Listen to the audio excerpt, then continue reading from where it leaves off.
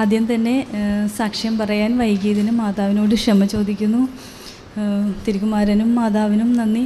അതുപോലെ തന്നെ ഓരോ ശുശ്രൂഷകളും തന്ന് ഞങ്ങളെ ശക്തിപ്പെടുത്തിക്കൊണ്ടിരിക്കുന്ന ജോസഫച്ചനും നന്ദി പറയുന്നു. എൻ്റെ പേര് ബീന ജേക്കബ്, ആലപ്പുഴ കത്തീഡ്രൽ ഇടവകയിൽ നിന്നും വരുന്നു. 2019 മെയ് 22 ഞാൻ ഇവിടെ വന്ന് ഉടമ്പടി എടുത്തത്. പ്രധാനമായിട്ട് ഭർത്താവിൻ്റെ മദ്യപാനാസക്തി മൂലം ഞങ്ങൾ വളരെയധികം ബുദ്ധിമുട്ടുന്നുണ്ടായിരുന്നു. എൻ്റെ കുഞ്ഞുങ്ങളും ഞങ്ങളും വളരെയധികം എന്ന് പറഞ്ഞാൽ നമുക്ക് പുറത്ത് പറയാൻ പറ്റാത്ത അത്രയും ഞങ്ങൾ ബുദ്ധിമുട്ട് അനുഭവിച്ചുകൊണ്ടിരിക്കുന്നൊരു സാഹചര്യത്തിൽ എൻ്റെ അനിയത്തി വഴിയാണ് ഞാനിവിടെ കൃപാസനത്തിൽ വരുന്നത്. അന്ന് ഉടമ്പടി എടുത്ത് പോയി ഏകദേശം 1 മാസമായി. ശേഷം ഉടമ്പടി പ്രധാനമായിട്ടും ഉടമ്പടി നിർജ്ജ വസ്തുവായ ഉപ്പ് ഭർത്താവ് ഭക്ഷണം കഴിക്കുമ്പോൾ അറിയാതെ തന്നെ ഞങ്ങൾ ഭക്ഷണത്തിൽ കൊടുത്തുകൊണ്ടിരുന്നു. പിന്നെ വെള്ളമൊക്കെ കൊടുക്കുമ്പോൾ അല്പം ഉപ്പൊക്കെ ഇട്ട് കൊടുത്ത് അങ്ങനെ മദ്യപാനാസക്തി 32 വർഷമായ മദ്യപാനാസക്തി പൂർണ്ണമായും മാറി. ഞങ്ങളുടെ വീട്ടിലിപ്പോൾ വളരെയധികം സമാധാനം ഉണ്ടായി.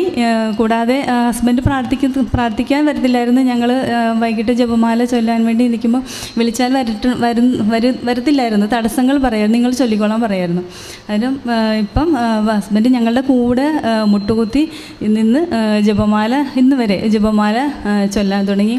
അത് ഇവിടെ വന്ന് ഉടമ്പടി എടുത്തതിൻ്റെയും മാതാവ് ഞങ്ങൾക്ക് തന്ന ആ അനുഗ്രഹത്തിന് വളരെയധികം നന്ദി പറയുന്നു. അത് കൂടാതെ എൻ്റെ 2 കുഞ്ഞുങ്ങൾക്ക് വേണ്ടിയിട്ട് മോൻ MBA പഠിച്ചുകൊണ്ടിരിക്കുകയായിരുന്നു എറണാകുളം രാജഗിരിയിൽ. അവനെ പഠിപ്പിക്കുന്നതിന് വേണ്ടിയിട്ടുള്ള സാമ്പത്തിക അവസ്ഥ എനിക്കുണ്ടായിരുന്നില്ല. ഞാൻ ഒരു സ്പെഷ്യൽ എഡ്യൂക്കേഷൻ ടീച്ചറാണ്. ഓട്ടിസം, MR അതുപോലെ മുതലായ ഭിന്നശേഷി കുഞ്ഞുങ്ങൾ, നിങ്ങൾക്ക് അറിയാൻ പറ്റും, ഭിന്നശേഷി ആയിട്ടുള്ള കുഞ്ഞുങ്ങളെ പഠിപ്പിക്കുന്ന ടീച്ചറാണ്. 12 വർഷമായി. ഒരു പ്രൈവറ്റ് സ്ഥാപനത്തിൽ വർക്ക് ചെയ്താൽ എത്രമാത്രം സാലറി കിട്ടുമെന്ന് നിങ്ങൾക്ക് ഊഹിക്കാൻ കഴിയും. ആ ഒരു സാലറിയിൽ നിന്നുകൊണ്ട് ഞാൻ എൻ്റെ മോനെ MBA കംപ്ലീറ്റ് ചെയ്ത് അവൻ ഫസ്റ്റ് ക്ലാസ്സോടുകൂടി പാസ്സായി. എല്ലാ ദിവസവും പ്രത്യക്ഷീകരണ പ്രാർത്ഥന 5:30 മണിക്ക് എഴുന്നേറ്റ് ചൊല്ലും. എൻ്റെ എൻ്റെ കൂടെ ഉണ്ട്. മോളും ആ സമയത്ത് തന്നെ എഴുന്നേറ്റ് മോളും പ്രാർത്ഥിക്കും. ആ ഒരു ശക്തിയിലാണ് ഞങ്ങൾ മുന്നോട്ട് പോയത്. അവൻ്റെ MBA അവൻ ഫസ്റ്റ് ക്ലാസ്സോടെ പാസ്സായി. അതിനുശേഷം മോള് ഡിഗ്രിക്ക് ചേർന്നു. BCA ആണ് അവളെടുത്ത കോഴ്സ്. അവൾ നല്ല മാർക്കോടെ ഓരോ സെമസ്റ്ററും ക്ലാസ്സിൽ ഫസ്റ്റായിട്ട് പഠിച്ചുകൊണ്ടിരിക്കുന്നു. ഇപ്പം ഫൈനൽ റിസൾട്ട് വന്നിട്ടില്ല. ഫൈനൽ റിസൾട്ട് വരുന്നതിന് മുമ്പ് തന്നെ ക്യാമ്പസ് ഇൻ്റർവ്യൂ വന്നു. അവൾക്ക് ടെക്നോ പാർക്കിൽ ജോലി കിട്ടി. ഇപ്പം 1 മാസം ആയി. ആദ്യത്തെ സാലറി വന്നു. അപ്പം ഞങ്ങളിവിടെ വന്നിട്ടുണ്ടായിരുന്നു. അത് മാതാവിൻ്റെയും തിരുകുമാരൻ്റെയും അനുഗ്രഹം കൊണ്ട് മാത്രമാണ് ഞങ്ങളിവിടം വരെ എത്തിയത്. പിന്നെ അതുകൂടാതെ എനിക്ക് യൂട്രസിലൊരു സിസ്റ്റ് ഉണ്ടായിരുന്നു. ഏകദേശം 19 വർഷമായി. സിസ്റ്റ് ചെറുതായിട്ട് കണ്ടതാണ്. ഞാനത് വലിയ കാര്യമാക്കില്ല. പിന്നെ കുറച്ച് നാൾ മുൻപായിട്ട് എനിക്കൊരു വേദനയും ബ്ലീഡിങ്ങും ഉണ്ടായി. അങ്ങനെ മുത്തൂരിൽ പോയി സ്കാൻ ചെയ്തപ്പോഴത്തേക്കും അതൊരു നാരങ്ങയുടെ വലിപ്പത്തോളം വന്നെന്നാണ് അവർ സ്കാൻ റിപ്പോർട്ടിൽ പറഞ്ഞത്. അതിന് പറഞ്ഞാൽ അത് എന്തെങ്കിലും ചെയ്യണമെന്ന് പറഞ്ഞു. ഞങ്ങൾ മുട്ടിപ്പായി മാതാവിനോട് പ്രാർത്ഥിക്കാൻ തുടങ്ങി. പ്രത്യക്ഷീകരണ പ്രാർത്ഥന വിലും കൂടാതെ ഞാൻ ഇവിടുന്ന് കിട്ടിയ തൈലം വയറിൽ കുരിശ് വരച്ച് ഞാൻ കണ്ടിന്യൂസ് ആയിട്ട് പ്രാർത്ഥിക്കാൻ തുടങ്ങി. അതോടൊപ്പം കൂടുതൽ ജപമാല ചൊല്ലി പ്രാർത്ഥിക്കാൻ തുടങ്ങി.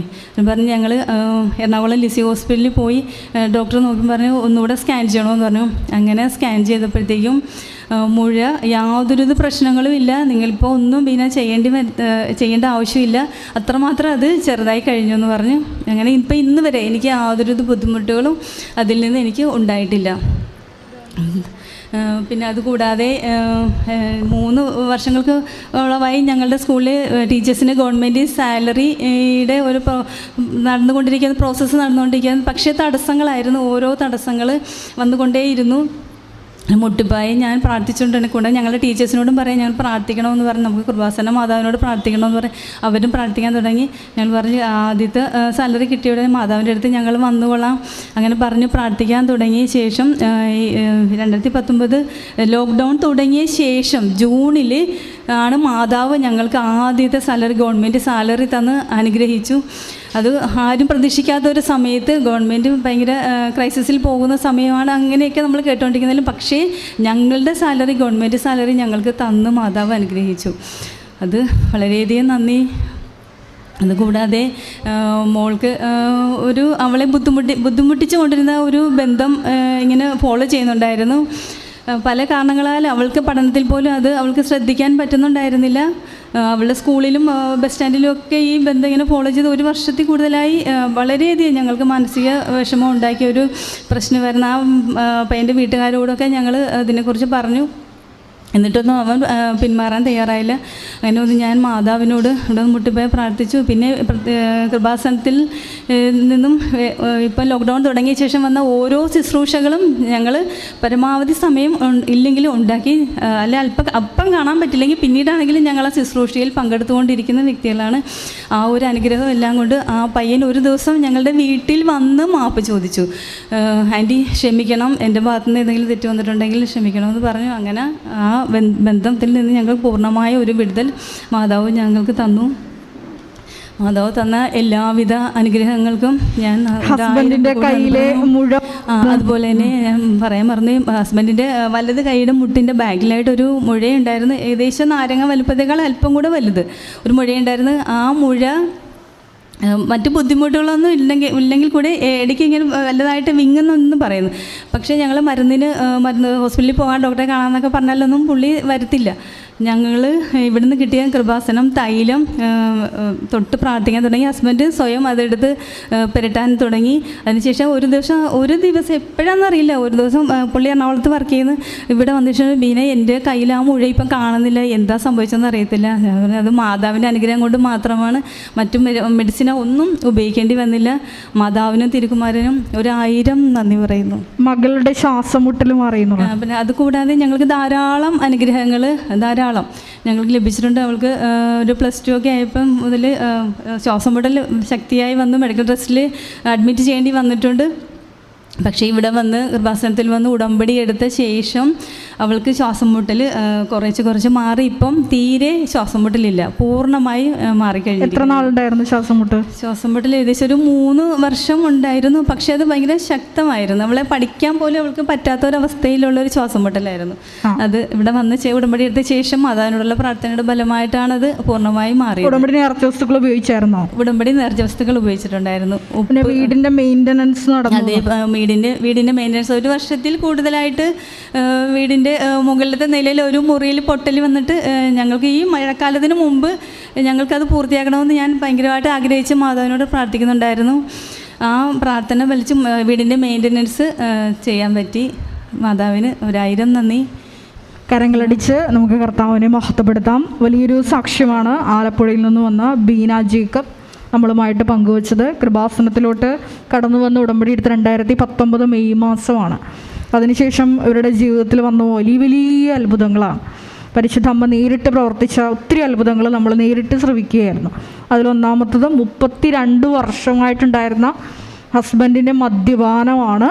പൂർണ്ണമായിട്ട് ഇപ്പോൾ മദ്യം തൊടാറില്ല, അല്ലേ? ഇല്ല, തൊടാറില്ല.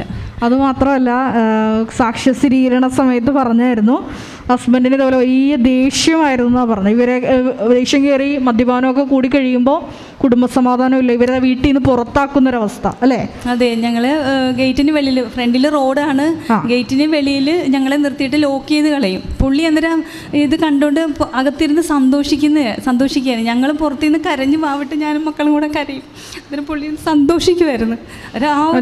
നമുക്കറിയാലോ, വിശുദ്ധ പൗലോസ് അപ്പോസ്തലൻ ഇത് പറഞ്ഞു കേട്ടപ്പോൾ ഞാൻ പെട്ടെന്ന് ഒരു വചനം എൻ്റെ മനസ്സിലോട്ട് വന്നതാണ്.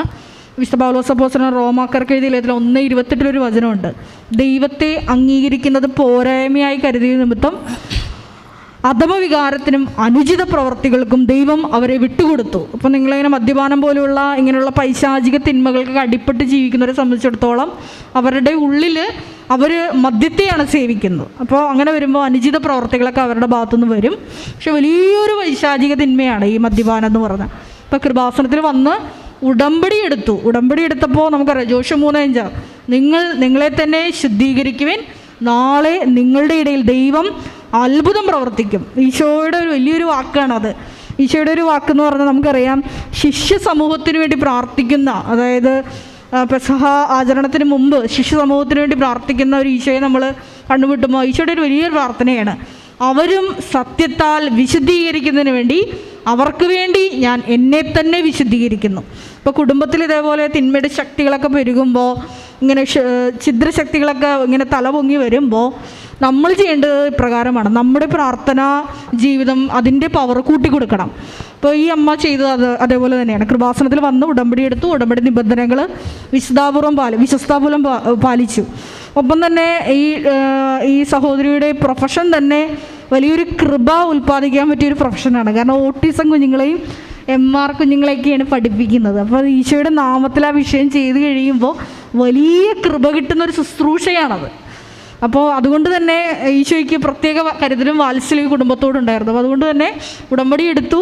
പരിശുദ്ധ അമ്മ ഉടനെ തന്നെ കുടുംബത്തിൽ അത്ഭുതം പ്രവർത്തിച്ചു. ഇപ്പോൾ ആ അപ്പൻ കുടിക്കുന്നില്ല എന്ന് മാത്രമല്ല, മുട്ടയിൽ നിന്ന് എല്ലാ ദിവസവും കുടുംബ പ്രാർത്ഥനയ്ക്ക് കൂടുന്നുണ്ട്. വലിയൊരു അടയാളമാണ്.